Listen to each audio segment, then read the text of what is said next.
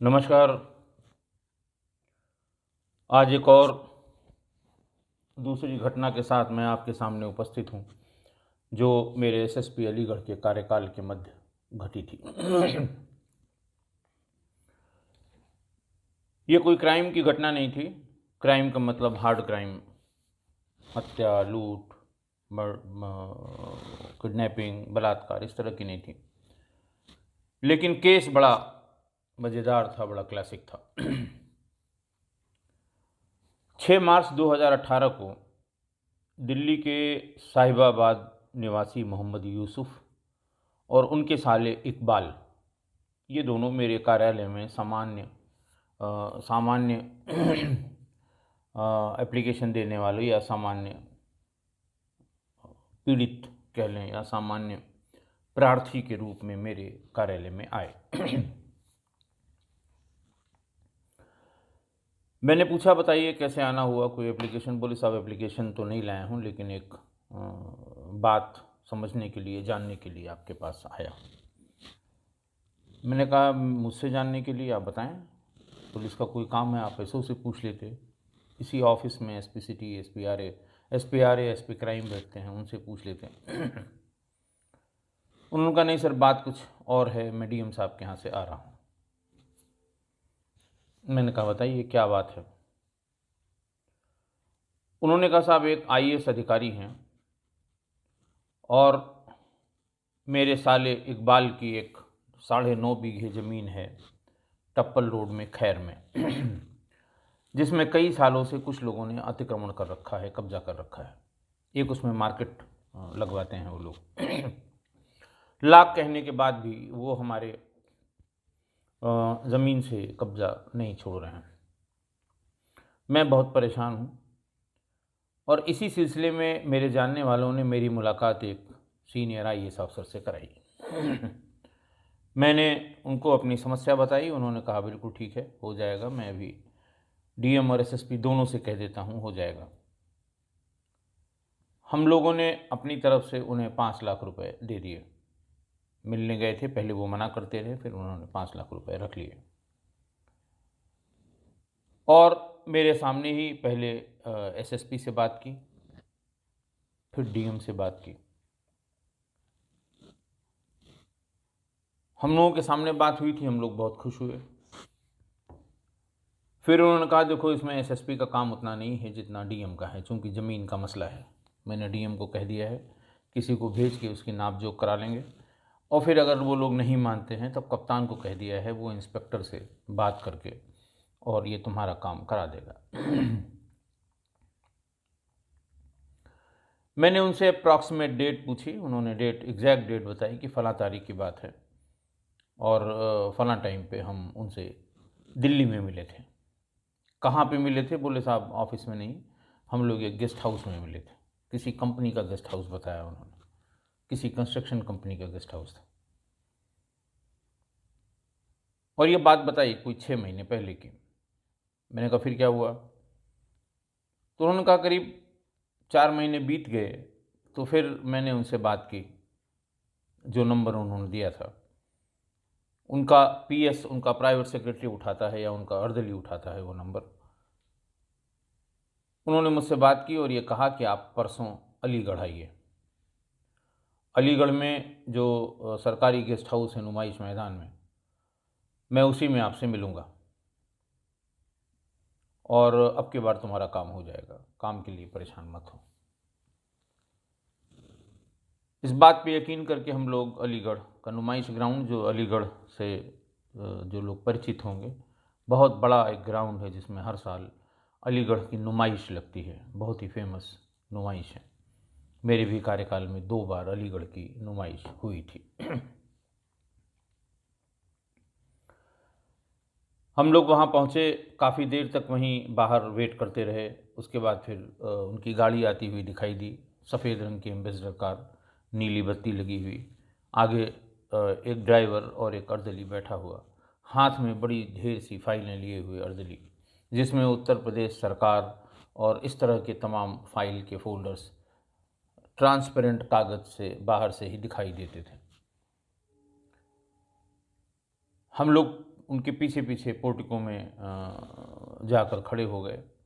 वो भीतर गए गेस्ट हाउस के, फिर 10-5 मिनट बाद फिर वापस लौट आए और हम लोगों से कहा आ गए, और हमने कहा हाँ सब बिल्कुल आ गए।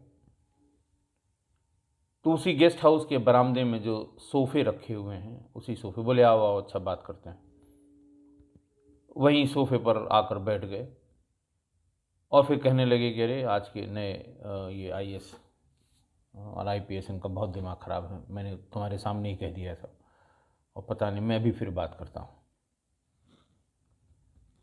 और फिर मेरे सामने फ़ोन कहीं लगाया, बोले डीएम तो कहीं शायद व्यस्त है, अभी मैं एसएसपी से कह देता हूँ।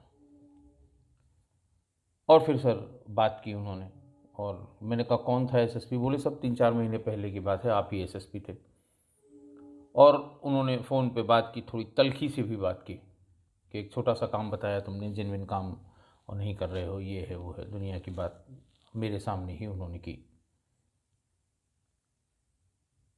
तब हम लोगों को लगा कि नहीं, ये सब जानते हैं, अलीगढ़ में आए हैं, सरकारी गेस्ट हाउस में रुके हैं, सफ़ेद रंग के एम्बेसडर है, वही ब्रांड हुआ करता था किसी भी बड़े अधिकारी का, और ख़ासकर डीएम एसएसपी तो सफ़ेद रंग के एम्बेसडर में ही चलते थे। बड़े ज़िलों के डीएम काले रंग के एम्बेसडर में चलते थे, और ये पहचान है वहाँ जनता के लिए, नीली बत्ती लगी हुई है एम्बेसडर कार कि इस पर कोई अधिकारी जा रहा है। खैर वहाँ से उठते समय फिर धीरे से थोड़ा एकांत पाके उनको फिर 5 लाख रुपए हम लोगों ने दे दिए कि अब तो काम हो ही जाएगा। तब उन्होंने कहा कि नहीं नहीं, काम होने के बाद अब हम आप मिलिएगा, और अब की बार पूरा पेमेंट अब की बार सब कुछ लेके आइएगा, पूरा लेके आइएगा। पेमेंट का नाम नहीं लिया उन्होंने। कितने हैं हमने बताया, 5 हैं। बोले नहीं इससे काम नहीं, आप पूरा लाइएगा, लेकिन काम आपका हो जाएगा। इस बात के गए हुए भी 1 महीने हो गए। यूसुफ और इकबाल की ये बात सुन के मैं भी भौचक रह गया कि कौन सा आदमी है जो डीएम और कप्तान से काम कराने के लिए, वो भी आईएएस बताने वाला आदमी। तो बात तो उसी समय खटक गई। मैंने पूछा आपने डीएम से बात की? बोले हाँ साहब, डीएम साहब के पास गए थे, डीएम साहब ने भी 1-2 जगह फ़ोन किया और पता किया, लेकिन इस नाम का कोई आईएएस नहीं है, और वो भी साफ मना कर रहे थे, मेरी किसी से कोई बात नहीं हुई, जबकि मेरे सामने ही उसने फ़ोन मिला के बात की थी। फिर भी मैंने सोचा पता नहीं कौन आदमी है, कैसा है, क्यों ऐसा कर रहा है। तमाम तरह के ट्रैप लोग लगाते हैं, तमाम तरह की बातें होती हैं। फिर मैंने उनसे कहा कि आप बाहर आगंतुक कक्ष में बैठिए, अभी 1 घंटे में मैं ये क्लियर करके बताता हूँ कि कौन आदमी था जिसने आपके सामने मेरी बात की। उन्होंने डेट बताई कि फ़लाँ तारीख को नुमाइश ग्राउंड में जो गेस्ट हाउस बना हुआ है जिसमें वरिष्ठ अधिकारी आके रुकते हैं, उसी में फ़ोन मिला के उन्होंने बात की थी। टाइम भी तकरीबन उन्होंने यही 1 बजे से 1:30-2 बजे के बीच में बताया। मैंने क्राइम ब्रांच वालों को तुरंत बताया कि आप मेरी जो ऑफिशियल टेलीफोन नंबर है, सीयूजी नंबर जिसे कहते हैं, उसकी कॉल डिटेल सीडीआर निकलवा लें। जिस डेट और जिस टाइम की बात ये कर रहे हैं, आगे पीछे 1 घंटे के जितनी भी कॉल मेरे पे आई हैं, उनको देख लें, उनसे सीधे बात कर लें। अगर किसी ने मुझसे बात की है तो बात करने में हर्ज नहीं है। 15 नंबर होंगे, 20 नंबर होंगे, 30 नंबर होंगे, आप उनसे सीधे बात कर लें, उनसे पूछ लें कि आपने इस तारीख को सर को फ़ोन किया था और क्या बात हुई थी, या क्या परेशानी थी, वो परेशानी दूर हुई कि नहीं हुई। वो आदमी खुश भी हो जाएगा और हमारा काम भी हो जाएगा कि बात किसने की थी। 2 घंटे बाद छोटे लाल जो हमारे क्राइम ब्रांच का प्रभारी था, वो सीडीआर वीडीआर लेके आ गया, और उसने बताया कि साहब इसमें कोई ऐसा नहीं है जो अननोन है। कुछ प्रधान लोगों के फ़ोन हैं, कुछ अधिकारियों के फ़ोन हैं, सीईओज़ के हैं, इंस्पेक्टर्स के हैं, उन्हीं लोगों के फ़ोन हैं साहब। किसी ऐसे व्यक्ति का फ़ोन नहीं है जो अननोन हो या जिसके बारे में पता ना हो। वो आगंतुक कक्ष में बैठे हुए थे, उनको बुलाया, उन्होंने कहा भाई देखो इतने नंबर हैं जिनसे मेरी बात हुई है, और जो टाइम आप बता रहे हैं एग्जैक्टली उस टाइम में तो मेरी पुलिस अधिकारियों से बात हुई थी। कोई भी शासन से किसी का फ़ोन नहीं आया था, किसी आईएएस अधिकारी का फ़ोन उस समय नहीं आया था। और हमें लगता है कि आप लोग किसी ठग के चक्कर में पड़ गए हैं। अगर आपको उस गाड़ी का, एम्बेसडर गाड़ी का नंबर पता हो, याद हो, तो आप मुझे बताएं। यूसुफ ने बताया कि साहब कभी कोई शक नहीं हुआ इस तरह का, उनके बातचीत में, व्यवहार में, काम करने के तरीके में, रहन सहन में, कपड़े में, हमें कभी ऐसा शक नहीं हुआ कि आईएएस अफसर नहीं है। इसलिए मैंने कभी एम्बेसडर की जो उनकी गाड़ी थी उसके नंबर नोट करने का या याद करने का कोई प्रयास नहीं किया।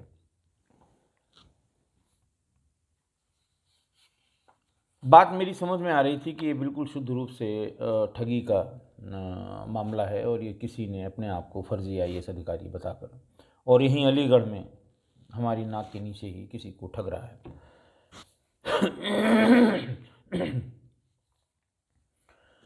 मैंने बन्ना देवी के इंस्पेक्टर से बात की और उनको बताया कि मैं 2 लोगों को भेज रहा हूँ, इनकी शिकायत सुन लीजिए, इनसे एप्लीकेशन लिखिए और एफआईआर दर्ज करिए। एफआईआर दर्ज करके उस आदमी की तलाश करिए कि वो कौन आदमी है जो इन लोगों को ठग रहा है और अलग अलग तरीके से बात ऐसी कर रहा है जैसे वो कोई वरिष्ठ अधिकारी हो। जैसे ही बन्ना देवी के इंस्पेक्टर को मैंने बताया और ये लोग वहाँ पहुँच गए, इन्होंने एक तहरीर, एक प्रार्थना पत्र लिखनी वहाँ शुरू की। थोड़ी देर में ही इंस्पेक्टर बन्ना देवी का फ़ोन आया। जितेंद्र दीक्षित उस समय वहाँ इंस्पेक्टर था। उसने कहा साहब ये जिस हुलिया, जिस नाक नक्श की बात कर रहे हैं, जिस तरह से ठगे गए हैं, ऐसे ही एक ठग के खिलाफ हमारे यहाँ पहले ही 2017 में एक मुकदमा कायम है। उसने नंबर बताया कि 319/17 यानी क्राइम नंबर 319/17, 120B, 406, 420, 504 और 506। ये मुकदमा 2017 में थाना बन्ना देवी में कायम है। इसी तरह किसी ज़मीन की रजिस्ट्री करने कराने या कुछ इस तरह, इसी तरह के किसी मामले में इस व्यक्ति ने आईएएस अफसर बता के पैसा ले लिया था। यही उसने जो रिकॉर्ड देख के बताया कि यही रिकॉर्ड में भी है कि आईएएस अफसर बनकर उसने ये 20 लाख रुपए ठगे थे। तो और अच्छी बात हो गई, 2 मुकदमे हो गए। पुराने वादी को भी ढूंढ के बुला लिया इंस्पेक्टर ने, उससे बात की। उसने कहा साहब हम साल भर दौड़े और बहुत दौड़े। मैंने इस आदमी के वेयर अबाउट्स का पता कर लिया, कहाँ का रहने वाला है, क्या है। बहुत कोशिश की लेकिन कोई मदद मिली नहीं। उसके बाद अचानक 2 फ़ोन कॉल ऐसे धमकी भरे आए कि तुम अनावश्यक पीछा कर रहे हो, पैसा तो तुम्हें मिलना नहीं है लेकिन तुम मारे जाओगे। उसके बाद साहब मैंने कहा जान है तो जहान है, मैंने इसका पीछा करना बंद कर दिया। साल भर अपने रुपए को वापस लेने और अपने काम को परसू करने के सिलसिले में मुझे इसके हापुड़ में 3 लाख रुपए जो इसने ठगे थे किसी से, बुलंदशहर में किसी से ठगे थे, ये सब मैंने पता किया और सारे मुकदमे हर जगह कायम हैं। मैंने अगले दिन सीईओ को, एसपी सिटी तो बहुत व्यस्त थे, सीईओ सेकंड को बुलवाया, क्राइम ब्रांच के लोगों को बुलवाया, इंस्पेक्टर बन्ना देवी, जितेंद्र दीक्षित को बुलवाया और उनसे कहा कि भाई कोई आदमी यहीं घूम घूम के ठगी कर रहा है।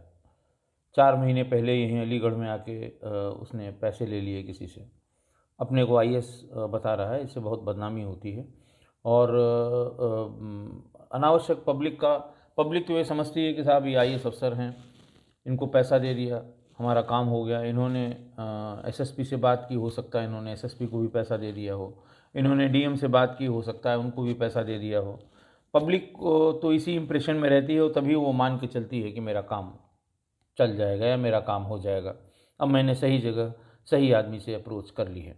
लेकिन ऐसा कुछ होता नहीं और बदनामी कितनी ढेर सारी होती है। तभी जितेंद्र ने और जो क्राइम ब्रांच के लोग थे, जो जितनी बातचीत इसके बारे में इन्होंने पता की, यानी हापुड़ में जो मुकदमा कायम था उसके बारे में पता किया, बुलंदशहर में जो मुकदमा कायम था उसके बारे में पता किया, पुराना वादी बन्ना देवी के था उसने पता किया, तो ये पता लगा कि साहब ये एक आदमी है, अपने आप को, अपना नाम वो योगेंद्र बताता है, योगेंद्र आईएएस, कोई बैच भी बताता है, और वो जिस तरह के काम कराता है उसमें जैसे डेवलपमेंट अथॉरिटी से कोई नक्शा पास कराना, किसी को बार का लाइसेंस दिलवाना, कोर्ट में कोई मुकदमा ज़मीन से संबंधित चल रहा है तो उसके किसी भी व्यक्ति के पक्ष में उसका फैसला करवाना, किसी एनजीओ को रजिस्टर्ड कराना, एनजीओ को सरकारी अनुदान दिलाने के नाम पे, कॉलेज की मान्यता दिलाने के नाम पे, इतने इस तरह के वैरायटी ऑफ वर्क्स के लिए वो, और बातचीत में मीठी मीठी बातें करके गुमराह करके वो लोगों से पैसे ले लिया करता था। उसके बाद एक ज़िले में जब वो एक बार कोई इस तरह का लंबी ठगी कर लेता था, उस ज़िले को छोड़ देता था कि दोबारा लोग ढूंढ सकते हैं या देख के पहचान सकते हैं, दूसरे ज़िले में अपना काम शुरू करता था। बातचीत में लोगों ने ये भी बताया कि इसके साथ इसके गैंग में कुछ महिलाएं भी हैं। जैसे एनजीओ का काम दिलाने के नाम पे या किसी एनजीओ को सरकारी अनुदान दिलाने के नाम पे कोई सरकारी योजना चल रही है, उसमें काम दिलाने के नाम पे या उस योजना का लाभ दिलाने के नाम पे इस तरह की महिलाओं को ही बहुत ही चिकनी चुपड़ी बातों में लाके और किसी से 50,000, किसी से 1 लाख, किसी से 3 लाख रुपए इस तरह दिलवा देती थी। कुछ महिलाओं के नाम पते भी पता लग गए। उसी समय वहाँ एक लिखा पढ़ी में एक टीम बनाई गई सीओ सिटी सेकंड की, एसएचओ जितेंद्र दीक्षित और क्राइम ब्रांच के एक सब इंस्पेक्टर और 4 सिपाहियों की, और ये कहा गया कि जहाँ जहाँ इसकी ठगी की सूचना मिली है आप इन सब जगहों पर जाकर खुद जांच पड़ताल करें। इसके शक्ल के हुलिये के बारे में हो सकता है किसी ने इसके एम्बेसडर कार का नंबर भी नोट किया हो, वो पता करें। जितनी बार जितनी जगह जिन जिन मोबाइल फ़ोन से लोगों ने इससे संपर्क किया था वो मोबाइल नंबर ले आएँ, और इसकी और लोकेशन कहाँ कहाँ रही है या संभावित जगह कहाँ कहाँ रही है वहाँ इसकी तलाश करें, और इसका गिरफ्तार किया जाना बहुत ज़रूरी है। टीमें रवाना हो गई। मैंने कहा सब जब मेरे पास आए आप तो सारी इन्फॉर्मेशन लेके आए हैं, कुल कितने अब तक आपके पास मुकदमों की सूची मिल गई है, क्या स्पेसिफिक बात ऐसी कौन सी पता लगी है जिससे कि इसको ढूंढने में आसानी हो। 5-6 दिन बाद फिर ये सब लोग आए और उन्होंने बताया सब काफ़ी जानकारी हो गई, लेकिन इस समय का कोई वर्तमान नंबर नहीं मिला है। एक बात ज़रूर ये पता लगी है कि औरैया ज़िले का रहने वाला है और लखनऊ में कोई इसका बड़ा आलीशान मकान है। टीम को लखनऊ भेजा गया। लखनऊ में भी पता लगा कि वहाँ सचिवालय के आसपास इन्हें बाहर से आने वाले तमाम लोगों को गनर दिलवाने के नाम पर, जो गनर के आदेश होते हैं शासन के, गृह विभाग के, उसकी चिट्ठी कहीं से मिल जाए तो उसकी एक फ़ोटोकॉपी करा के और उसमें जिस व्यक्ति को गनर दिलाने की बात ये करते हैं उसका वो नाम उसमें उसी तरह टाइप करा के, और सचिवालय के पास के जो फैक्स हैं उससे डीएम के नाम या एसएसपी के नाम फैक्स करवा देते थे, जिसमें वो नंबर होता था और वो जो दुकान का नाम होता था सचिवालय से बिल्कुल सटा हुआ, पुराने सचिवालय से बिल्कुल सटे हुए बहुत ढेर सारी फैक्स, फ़ोटो स्टेट की बहुत ढेर सारी दुकानें हैं, वहीं से फैक्स करा देते थे डीएम और एसएसपी को, जो प्राइमा फेसी देखने में बिल्कुल वैसा ही होता था, और उसकी कॉपी उस आदमी को दे देते थे जिसने उन्हें अप्रोच किया है सुरक्षा यानी गनर दिलवाने के लिए। ये सब बातें पता लगी। लखनऊ के भी कुछ मुकदमे उसके जो लिखे हुए हैं वो पता लगे, जब कभी भी डिटेक्ट हुआ संबंधित एसपी या डीएम ने मुकदमा लिखवाया था। 13 मार्च 2018 को ढूंढते ढूंढते ये इसी तरह की एक ठगी करते हुए मिल गया। पुलिस ने जब पूछताछ शुरू की तो इसने पहले पुलिस को ही अपने जाल बट्टे में लेने की कोशिश की। खैर वो एम्बेसडर गाड़ी सफ़ेद बिल्कुल नई लकालक अच्छी सी चमकदार नीले रंग की, उस पर बत्ती लगी हुई, एक अर्दली प्रॉपर साफा वाला और जो पट्टा लगाए रहते हैं जिसमें पीतल का बड़ा सा बिल्ला लगा होता है वो बिल्कुल साथ में, और वो खुद बहुत अच्छा सूटेड बूटेड, सौम्य शालीन, एकदम ऐसा बिहेवियर बना के रखता था ये किसी को कोई शक ना हो। ये मिल गया। गाड़ी जो इसके पास थी एम्बेसडर गाड़ी वो UP 16U 6484, इस गाड़ी की हिस्ट्री पता लगाई गई। तो GNID ग्रेटर नोएडा अथॉरिटी के नीलामी में ये एम्बेसडर गाड़ी ली गई थी। उसके बाद फिर इसे अच्छी तरह से बनवा के पेंट वेंट करा के बिल्कुल नया कर लिया गया था। इसका नाम Yogendra son of Raj Bahadur, 203A/5 विपुल खंड, गोमती नगर, लखनऊ। और इसका मूल निवास ग्राम मुड़ी पन्ना, थाना कोतवाली नगर, औरैया। इसके खिलाफ जो मुकदमे अब तक मिल गए थे, 5 मुकदमे या 4 मुकदमे मिले थे उस समय, उसके बाद इसे प्रेस के सामने प्रस्तुत किया गया। सभी की उत्सुकता थी कि ऐसा कौन सा आदमी है जो IAS बनकर ठगी। हालांकि आप देखते होंगे प्रदेश में या दूसरे प्रदेशों में आप समाचार पत्रों में आता है कि फर्जी IAS और IPS ये गिरफ्तार किए जाते रहे हैं, लेकिन ये लंबे समय से ये काम कर रहा था। 2017 में जो मुकदमा कायम हुआ था उसमें जो कोई भी पता दिया हुआ था उस पते पर इसकी 82-83 यानी कुर्की की नोटिस भी निर्गत अदालत ने की थी, लेकिन कोई उस पर कार्रवाई हो नहीं पाई थी। जब 14 मार्च 2018 को एक प्रेस कॉन्फ्रेंस की गई, बड़ी प्रेस कॉन्फ्रेंस, और उससे तमाम सवाल लोगों ने पूछे। इसने किसी का जवाब नहीं दिया, सिर झुकाए बैठा रहा। खाली जो पीड़ित लोग थे, जो सहयोग कर रहे थे पिछले हफ्ते 10 दिन से, वो लोग भी वहाँ पर बैठे हुए थे। उनसे सारे इंसिडेंट लोगों ने पूछे, अखबार वालों ने, और 15 मार्च को बड़ी बड़ी खबरें सभी अखबारों में छपी। 16 तारीख को करीबन 2-2:30 बजे तक 10-12 और आदमी मेरे कार्यालय में आ गए, अलग अलग ज़िलों के, हाथरस के और अलीगढ़ के थे, आगरा के, बुलंदशहर के, हापुड़ के, एक मेरठ का भी।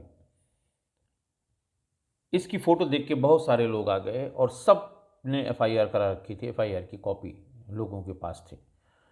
ज़्यादातर में फाइनल रिपोर्ट लग चुकी थी कि साहब अभियुक्त का नाम और पता, अभियुक्त का पता नहीं चल पाया कौन अभियुक्त था, इसलिए फाइनल रिपोर्ट लगाई जाती है। खैर, वो सब इकट्ठा करके उसी विवेचना में शामिल कराई गई। इस तरह के जो फ्रॉड या फर्जी लोग समाज में सरवाइव कर रहे हैं, अगर पकड़े, पहले सरवाइव कर ही रहे थे और जब हद हो गई, ज़्यादा हो गया, SSP और DM के नाम पे पैसे लेने लगे तो पकड़े गए। लेकिन ये सफल या सरवाइव तभी करते हैं जब लोग अपना काम कराने के बदले में पैसा देने को आतुर रहते हैं कि शॉर्टकट में हमारा काम तुरंत हो जाए, कोई कितना भी पैसा ले ले। तो ऐसे हर नुक्कड़ पे, हर चौराहे पे, हर गांव गली में ऐसे लोग पनपते रहे हैं, पनपते हैं और पनपते रहेंगे।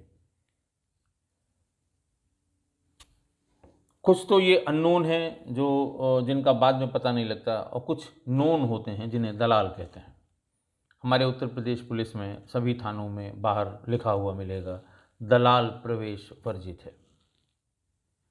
लेकिन उनकी कार्यशैली देखिए, वो नोन लोग होते हैं, अलग अलग पॉलिटिकल पार्टी के अलग अलग उनका कार्ड उनका ज़रूर होता है, उसमें लिखे रहते हैं महामंत्री टाइप कोई चीज़, प्रमुख महामंत्री, सह महामंत्री, जो पद समान रूप से होते ही नहीं हैं, वो ऐसा ऐसा नाम उसमें लिख देते हैं और अपने नेता की फ़ोटो एक तरफ उसी कार्ड में, अपनी फ़ोटो एक तरफ।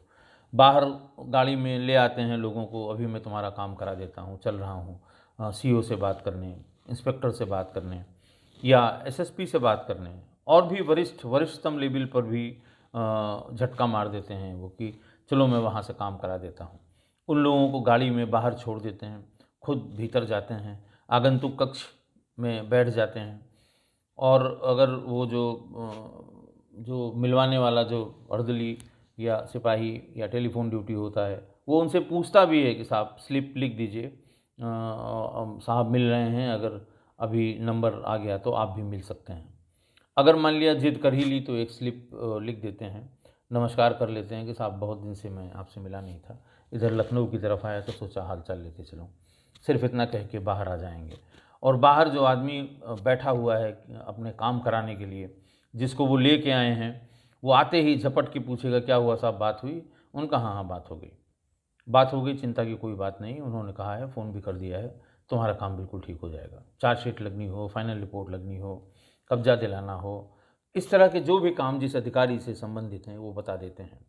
तो वो तो ये सोचता है कि हाँ, भीतर गए थे और 2 घंटे बाद निकले हैं, तो अच्छी तरह से बात हुई होगी और हमारा काम अब हो ही जाएगा। उन्हें बेचारों को पता नहीं होता। इस तरह के लोग भी, ये नोन ठग हैं, नोन ठगी करते हैं। इस तरह के बहुत ढेर सारे जो लोग सुन रहे होंगे, हो सकता है उनसे या उनके किसी परिचित से इस तरह की ठगी हुई हो। बार बार ये बताना कि चलिए मैं तुम्हारे साथ चलता हूँ, मैं भी काम करा के आऊँगा।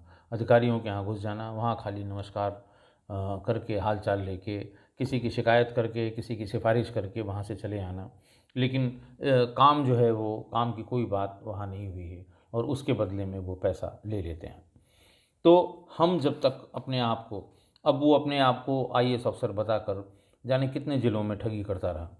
लेकिन उसके बारे में अब तो आजकल नेट है हर जगह और अधिकारियों के नाम के साथ अब कम से कम सीनियर लेवल पर आईएएस और आईपीएस अधिकारियों के फ़ोटो भी लगी होती है। ग्रेडेशन लिस्ट हर प्रदेश की आईएएस और आईपीएस की या किसी सर्विस की ग्रेडेशन लिस्ट नेट पर उपलब्ध है। नाम पता उपलब्ध है, मोबाइल फ़ोन उपलब्ध है।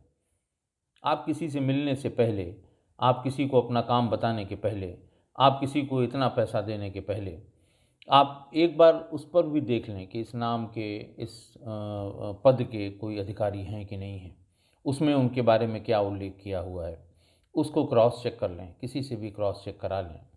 और वरना आप इसी तरह अपना काम कराने के लिए हर समय पैसा देने के इच्छुक रहेंगे, तो लेने वाले तो घूम ही रहे हैं, भांति भांति के घूम रहे हैं, ठग हैं और जो इम्पर्सोनेट करते हैं अपने आप को वो हैं।